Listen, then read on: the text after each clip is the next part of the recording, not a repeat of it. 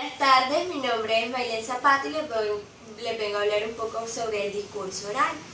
¿Qué es el discurso oral? Bueno, un discurso es toda sucesión de palabras expresadas de forma oral, extensa o cortas, que sirve para expresar lo que se piensa o lo que se siente. Debe ser adecuado, es decir, ordenado y acomodado para lo que se quiere lograr. ¿Cuáles son sus funciones? Entretener. Su primer paso es entretener. Busca en el auditorio una pregunta de agrado y diversión. El propósito se basa en hacer olvidar la vida cotidiana de sus pequeños sucesos y sus aprecios basados en el humor. Ofrece grandes ventajas ya que el tema puede ser de libre expresión. Informar. Su segunda opción es informar. Persigue la clara comprensión de un asunto, tema o idea que resuelve una incertidumbre. Su principal objetivo es ayudar a los miembros del auditorio para que estos puedan ampliar su campo de conocimiento. Convencer. Su tercer paso fundamental es convencer. Su función básica es influir en el oyente.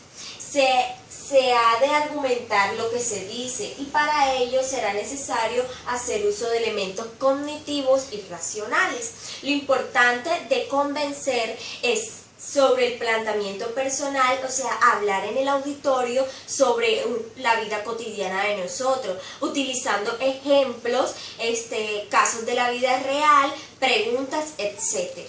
Buenas tardes, mi nombre es Lisette Patiño y les vengo a hablar sobre qué pretende el discurso.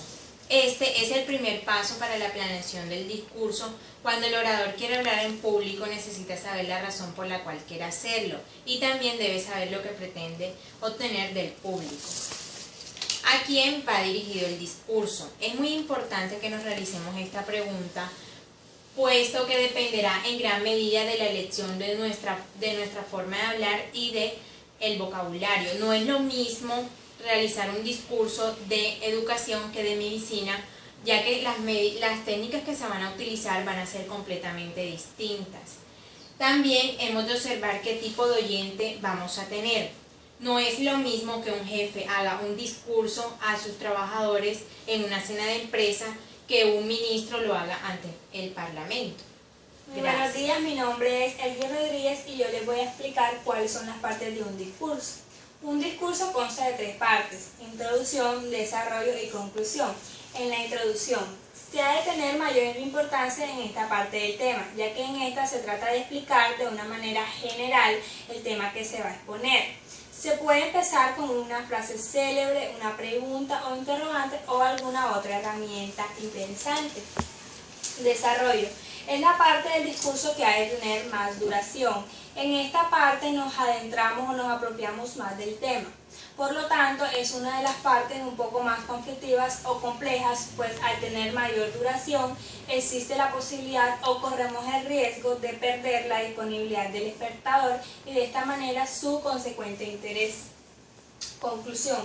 Es la parte estratégica de un discurso, pues lo que se diga al final de este serían las últimas palabras que se expresen y quedarán rondando en la memoria del espectador de una manera acertada o reflexiva. Les voy a explicar ahora algunos pasos para hacer un discurso.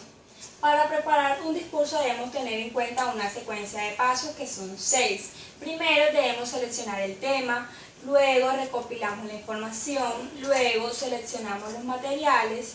Después de haber hecho todos estos pasos, elegimos el material de apoyo, construimos el mensaje en un texto y luego construimos el texto o guía que vamos a utilizar en el discurso. El discurso debe ser conciso y exacto, claro y original. Yo les voy a hablar sobre el tipo de discurso.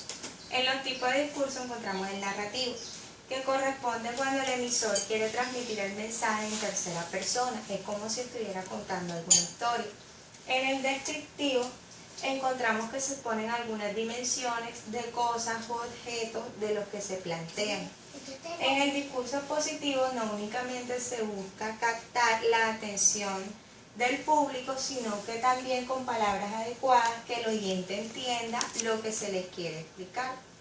Está el discurso argumentativo, que es donde buscamos fuentes comprobatorias para lo que estamos diciendo.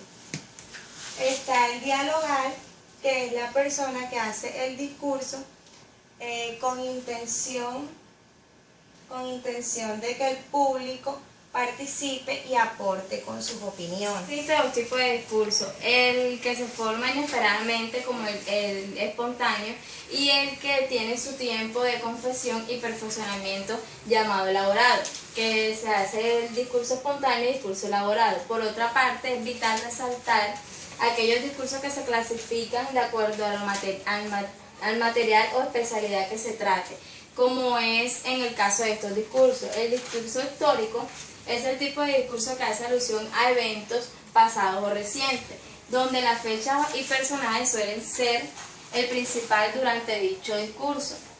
Las personas que realizan el discurso usualmente no le tocó vivir, entonces ellos hacen como se suelen ocupar como en documentos, en testimonios, en libros, etc.